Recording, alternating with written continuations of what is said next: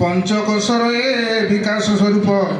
बाबा कहि सबु बखाणी बाबा कहि सबु बखाणी नूतन शिक्षार बिछरिया लोक गढ़ा नुआ ए देश बाबा गढ़ा नुआ देश शिशुर विकास देखाइब मार्ग पवित्र ए पंचकोश पंच प्राण सह पंच उपप्राण परमात्म जान गुड़ रहस्य प्रकटित है अष्टादश ए पुराण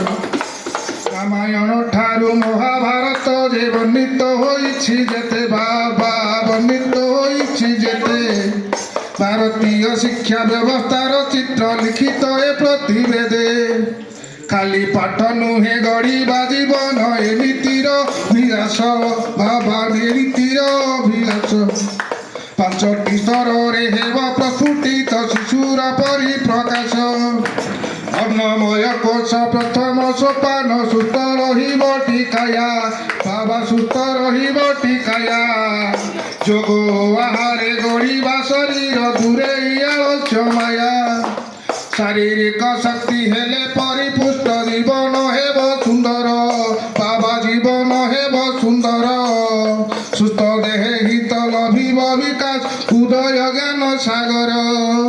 प्राणमय कोश शक्तिर उच्च श्वास प्रश्वास खेला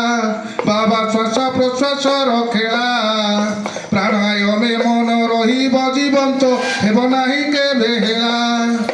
इंद्रिय संयमे बढ़िब साहस कर्मे जे आसीब निष्ठा बाबा कर्मे जे आसीब निष्ठा अंतरर शक्ति भरिब जाग्रत करिब श्रेष्ठ प्रतिष्ठा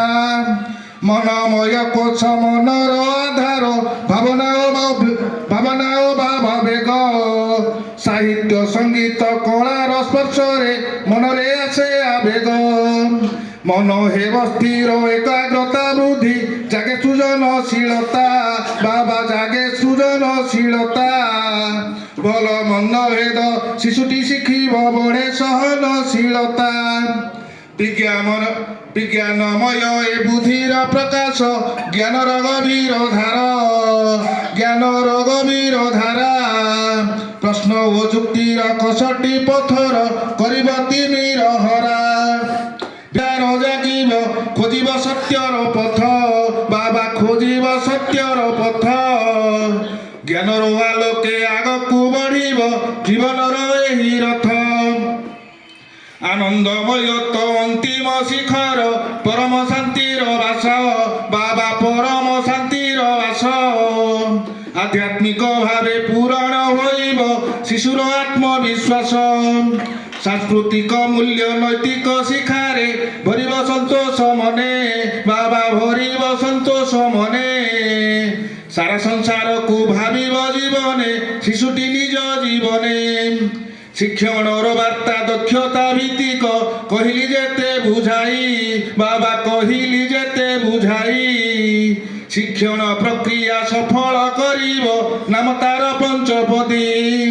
प्रस्तुति उद्देश्य मूलक गुरुत्व हेले शिक्षादान शैली बाबा हेले शिक्षादान शैली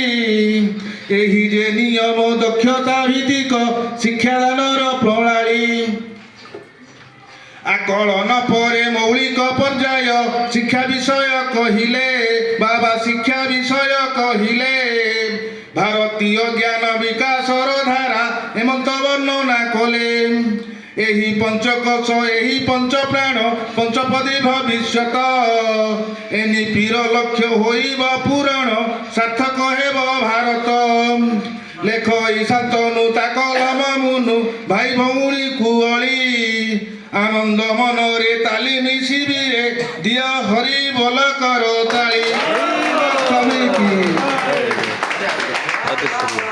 अति सुंदर अति चमत्कार।